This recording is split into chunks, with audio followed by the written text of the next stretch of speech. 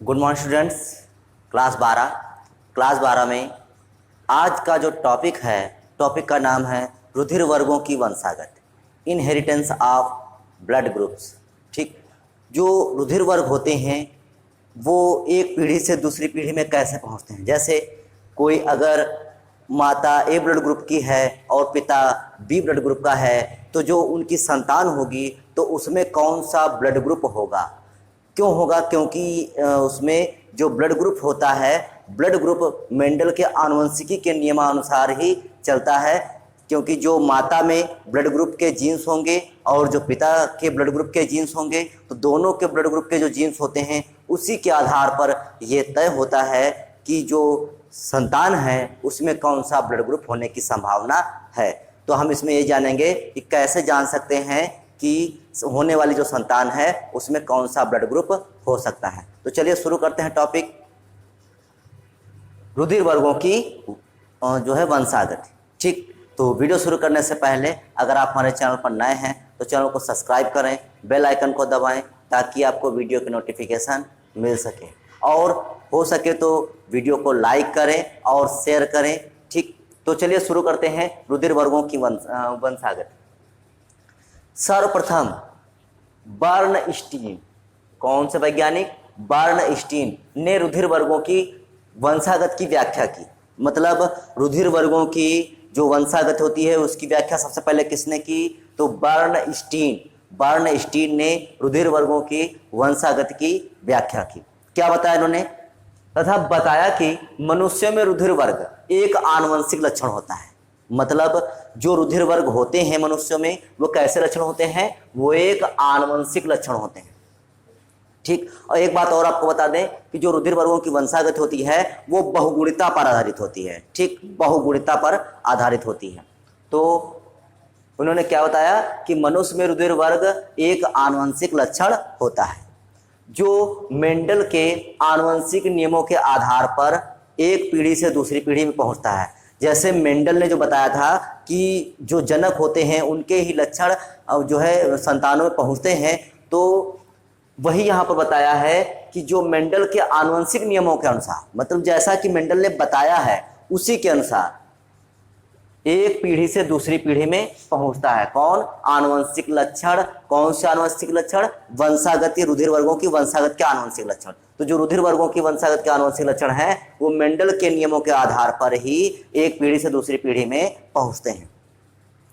रुधिर वर्गों की वंशागति माता पिता से प्राप्त जीनों पर निर्भर करती है। मतलब जैसे माता पिता में रुधिर वर्ग होगा तो जैसा रुधिर वर्ग होगा तो उस रुधिर वर्ग के जीन होंगे, और जैसे जीन होंगे वही जीन कहाँ पहुंचेंगे? संतानों में पहुंचेंगे। तो वही लिखा हुआ है, रुधिर वर्गों की वंशागति माता पिता से प्राप्त जीनों पर निर्भर करती है। अगर माता पिता में कोई जीन है रुधिर वर्गों के, तो जो जीन है वही उनकी संतानों में पहुंचेंगे। आगे देखते हैं, मनुष्य में 3 प्रकार के जीन, जो मनुष्य होता है उसमें 3 प्रकार के जीन कौन कौन से? IA या अल्फा ए। ठीक, चाहे हम IA या अल्फा ए कहें, IB या अल्फा बी कहें, तथा IO या अल्फा ओ। ठीक, तो मनुष्य में 3 प्रकार के जीन IA, IB और IO उपस्थित रहते हैं। ठीक, तो ये 3 प्रकार के जीन मनुष्य में उपस्थित रहते हैं। कौन कौन से जीन हैं? IA, IB और IO। तथा ये बहुविकल्पता अर्थात मल्टीपल एलिलिज्म, ठीक, मल्टीपल एलिलिज्म को दर्शाते हैं। मोस्ट इंपॉर्टेंट हो सकता है कि आपसे बहुविकल्पता पर टिप्पणी पूछ दी जाए। ठीक, पूछ दिया जाए कि मल्टीपल एलिलिज्म क्या होता है। ठीक, तो इम्पॉर्टेंट है ये शब्द। हो सकता है कि टिप्पणी इससे पूछी जाए कि बहुविकल्पता पर टिप्पणी लिखिए। डायरेक्ट रुधिर वर्गों की वंशागति ना पूछकर बहुविकल्पता पर टिप्पणी पूछ दी जाए। तो देखिए यहाँ पर बहुत से जीन होते हैं, इसीलिए तो जीनों को क्या बोलते हैं? एलील बोलते हैं। जीनों के क्या बोलते हैं? एलील बोलते हैं। इसीलिए इसको बहुविकल्पता कहते हैं। क्या कहते हैं? बहुविकल्पता, क्योंकि यहाँ पर बहुत से जीन होते हैं। ठीक, ये जीन समजात गुणसूत्रों पर, समजात गुणसूत्र मतलब होमोलॉगस क्रोमोसोम, तो ये जीन होते हैं ये कहाँ स्थित होते हैं? आपसे पूछा जाएगा कि जीन रुधिर वर्गों की वंशागत के जीन कहाँ पर स्थित होते हैं? तो समजात गुणसूत्रों पर।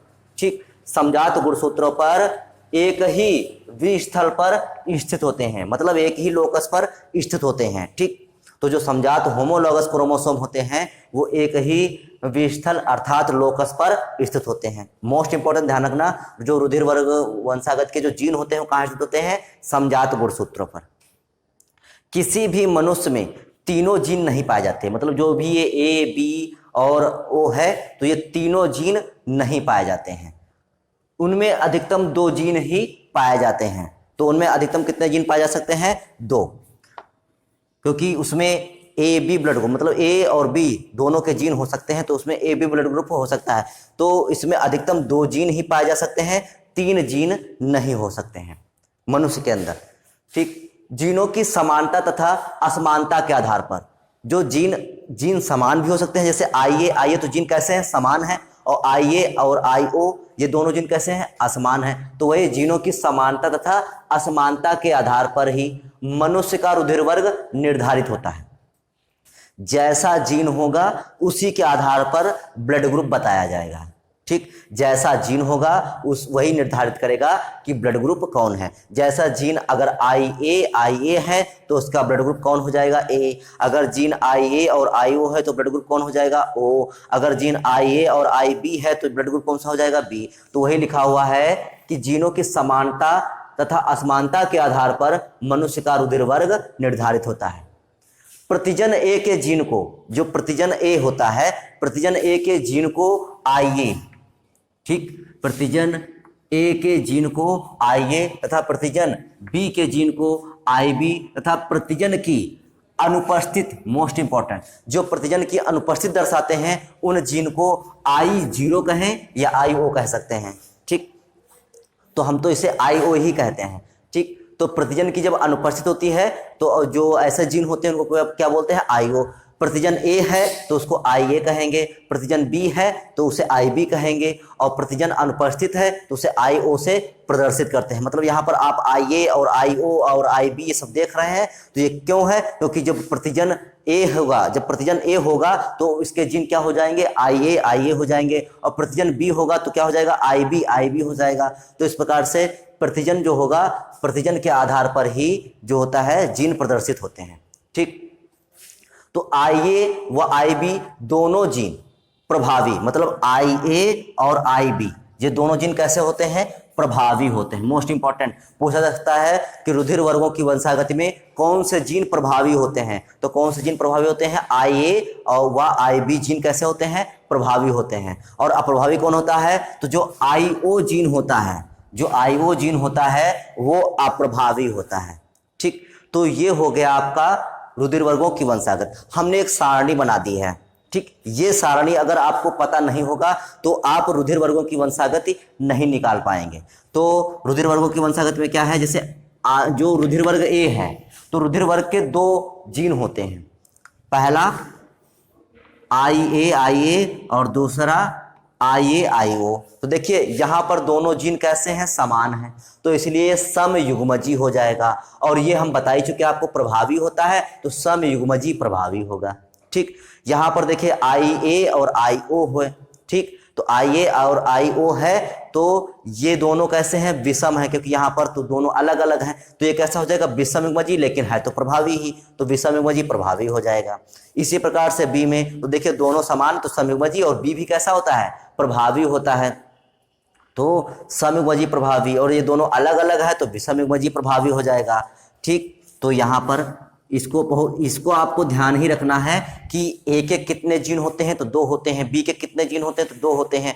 और जो ए बी होता है उसका केवल एक ही जीन होता है, और दोनों सहप्रभावी होते हैं। कैसे होते हैं? सहप्रभावी। हमने आपको मेंडल की आनुवंशिकी में आपको बताया है कि सहप्रभाविता क्या होती है। जब दोनों जीन, जैसे जो ए रुधिर वर्ग है और जो बी रुधिर वर्ग है, जब दोनों एक साथ प्रदर्शित होते हैं किसी संतान में, जब दोनों एक साथ प्रदर्शित होते हैं तो उसको बोलते हैं AB रुधिर वर्ग। ठीक, तो इसमें दोनों जीन होते हैं ए और बी, तो इसलिए बोलते हैं सहप्रभावी। अब दूसरा आता है O रुधिर वर्ग। तो O रुधिर वर्ग में देखिए ये कैसा होता है? O कैसा होता है? जीन अप्रभावी होता है। ठीक, तो ओ दोनों कैसे हैं, समयुग्मजी, क्योंकि दोनों में तो समान है। देखिए ओ यहाँ भी ओ यहाँ भी, तो दोनों कैसे हैं, समान है, तो इसलिए समयुग्मजी। और ओ होता कैसा है, अप्रभावी होता है, तो ये समयुग्मजी अप्रभावी हो गया। तो ये सारणी आपकी मोस्ट इंपॉर्टेंट है। इसी के आधार पर हम कल आपको जो नेक्स्ट वीडियो बनाएंगे तो इसी सारणी के आधार पर, रुधिर वर्गों की वंशागत के आधार पर हम आपको 4 क्वेश्चन देंगे। ठीक, 4 क्वेश्चन देंगे, वो आपको करना होगा। देखेंगे, कमेंट करिए कि कितने लोग कर पाएंगे उसे। ठीक, तो आज के लिए केवल इतना ही, बाकी फिर नेक्स्ट वीडियो में। तब तक के लिए जय हिंद।